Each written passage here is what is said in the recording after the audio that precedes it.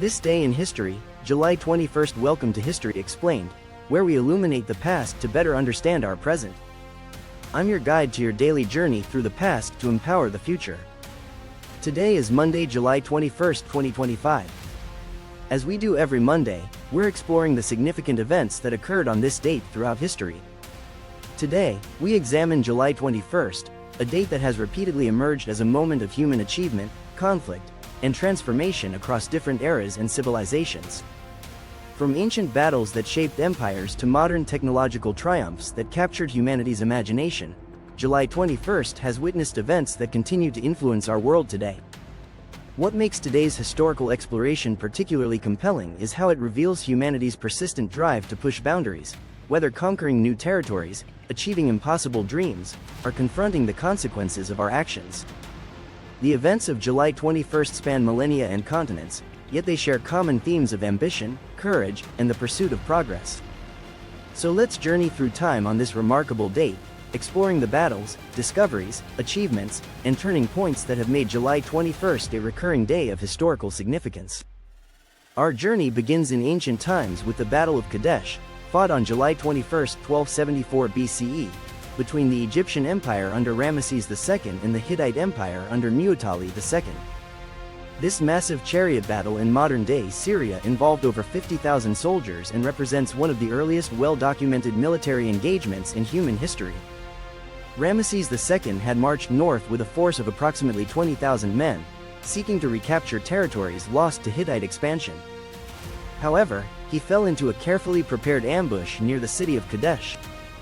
Hittite spies had fed Egyptian scouts false information about the location of the main Hittite army, leading Ramesses to advance with only his lead division while his other forces lagged behind. When the trap was sprung, Ramesses found himself surrounded with only his royal guard and a few loyal troops. Egyptian accounts, carved into temple walls throughout Egypt, describe how Ramesses single-handedly rallied his forces and fought his way to safety, calling upon the god Amun for strength.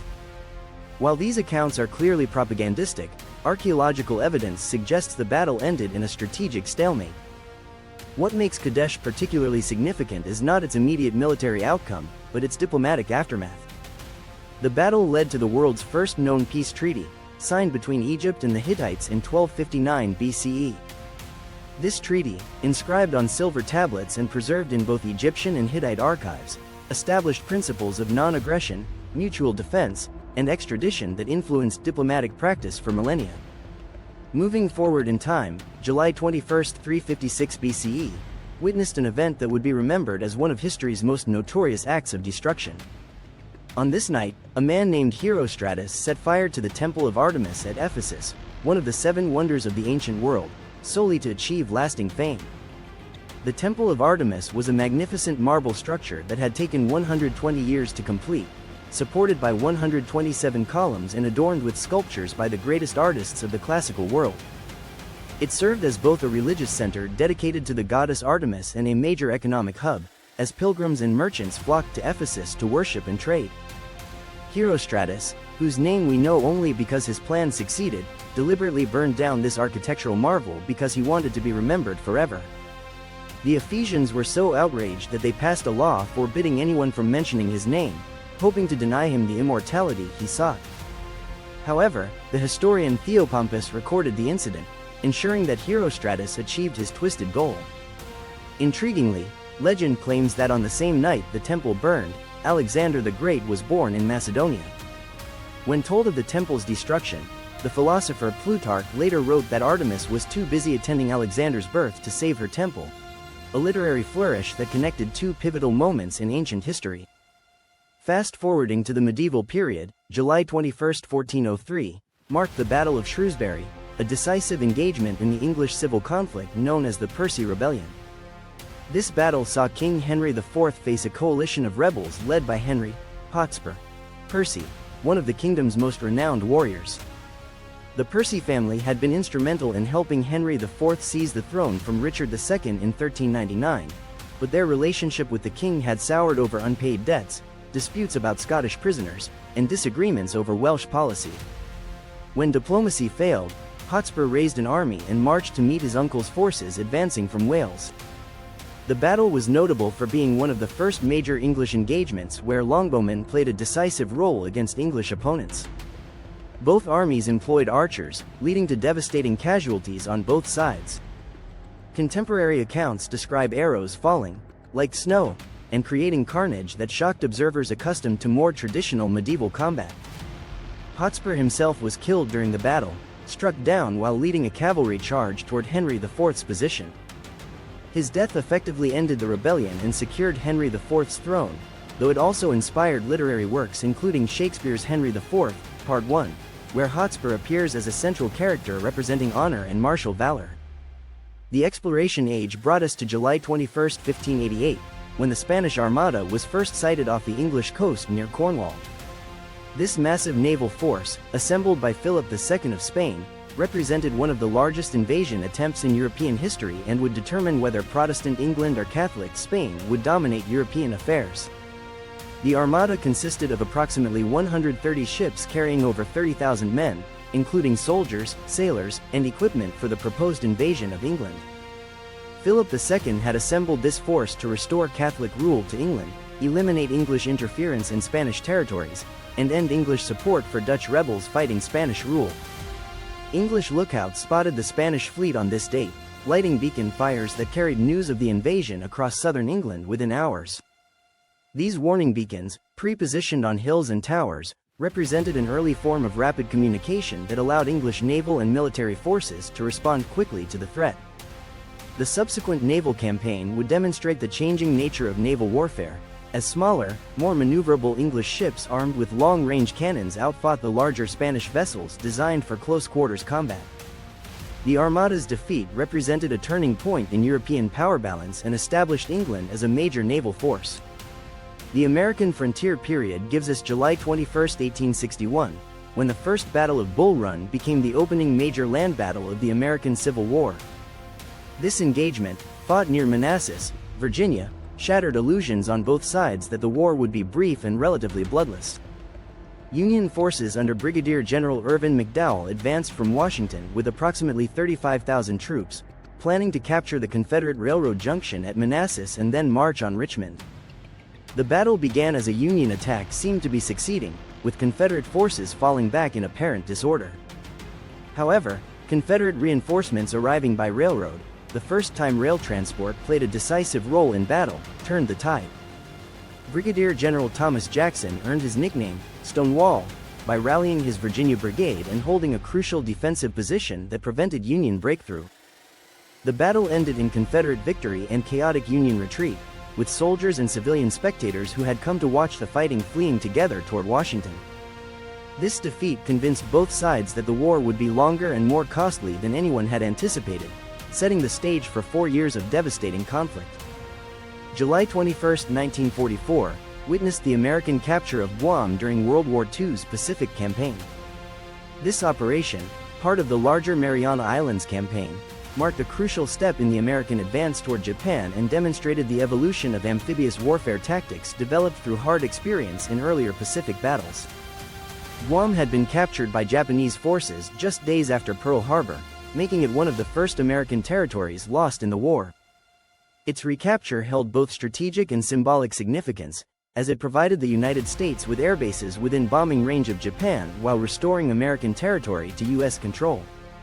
The invasion force included over 55,000 American troops supported by massive naval and air bombardments that had pounded Japanese positions for weeks before the landing. American forces employed lessons learned from earlier Pacific campaigns, including better coordination between services and improved amphibious assault techniques. Fighting continued for 3 weeks after the initial landing, with Japanese defenders offering fierce resistance from fortified positions throughout the island's interior. The campaign's success provided the United States with bases for B-29 Superfortress bombers that would carry out the strategic bombing campaign against Japan in the war's final year. The space age brought us one of July 21 Street's most celebrated events, the Apollo 11 moon landing on July 21, 1969. Neil Armstrong and Buzz Aldrin became the first humans to set foot on another celestial body, fulfilling President Kennedy's bold promise to land Americans on the moon before the decade's end. The lunar module Eagle touched down in the Sea of Tranquility at 2017 Coordinated Universal Time on July 20th, but due to time zone differences and mission duration, it was July 21st in much of the world when Armstrong took his famous first steps. His words, "That's one small step for man, one giant leap for mankind," were heard by an estimated 650 million people worldwide. This achievement represented the culmination of the space race between the United States and Soviet Union, demonstrating American technological capability while inspiring global fascination with space exploration. The mission required unprecedented coordination between NASA, contractors, and support facilities, involving over 400,000 people and costing approximately $25 billion in 1960s dollars. The moon landing's scientific value extended beyond its symbolic significance, as Armstrong and Aldrin collected lunar samples, conducted experiments, and gathered data that advanced understanding of the moon's formation in the solar system's early history. Their successful return proved that humans could travel safely beyond Earth's atmosphere and back. More recent history brings us to July 21, 1998, when the remains of Tsar Nicholas II and his family were finally laid to rest in St. Petersburg, Russia, 80 years after their execution by Bolshevik forces during the Russian Revolution. This ceremony marked a symbolic end to one of the 20th century's most tragic royal stories. The Romanov family had been held prisoner by the Bolsheviks since Nicholas II's abdication in 1917. As the Russian Civil War intensified and anti-Bolshevik forces approached their prison in Yekaterinburg, local commanders decided to eliminate the former royal family to prevent their rescue and potential restoration to power. The execution occurred in the early morning hours of July 17, 1918, when the family and their servants were awakened and told they were being moved for their safety. Instead, they were led to a basement room where armed men shot them and then bayoneted anyone still moving. The bodies were initially buried in unmarked graves in the nearby forest. For decades, the Soviet government maintained that only Nicholas had been executed, claiming the family had been moved elsewhere. The truth remained hidden until the 1990s, when advances in DNA analysis confirmed the identity of remains discovered in 1991. The 1998 burial ceremony, attended by Boris Yeltsin and representatives of the Russian Orthodox Church, represented Russia's attempt to reconcile with its pre-revolutionary past. As we reflect on these diverse events that occurred on July 21 throughout history, several patterns emerge. This date has repeatedly witnessed moments where individuals and societies pushed beyond established boundaries, whether Ramesses II expanding Egyptian power, English forces confronting the Spanish Armada, or American astronauts walking on the moon. July 21 has also been marked by the consequences of human ambition, from Herostratus' destructive quest for fame to the tragic end of the Romanov dynasty. These events remind us that historical change often comes at significant cost, requiring sacrifice from those who experience it directly. The military engagements of July 21, from ancient Kadesh to modern Guam, illustrate the evolution of warfare and the persistent role of conflict in shaping political arrangements. Each battle employed the most advanced technology of its era while demonstrating how tactical innovation could overcome apparent disadvantages.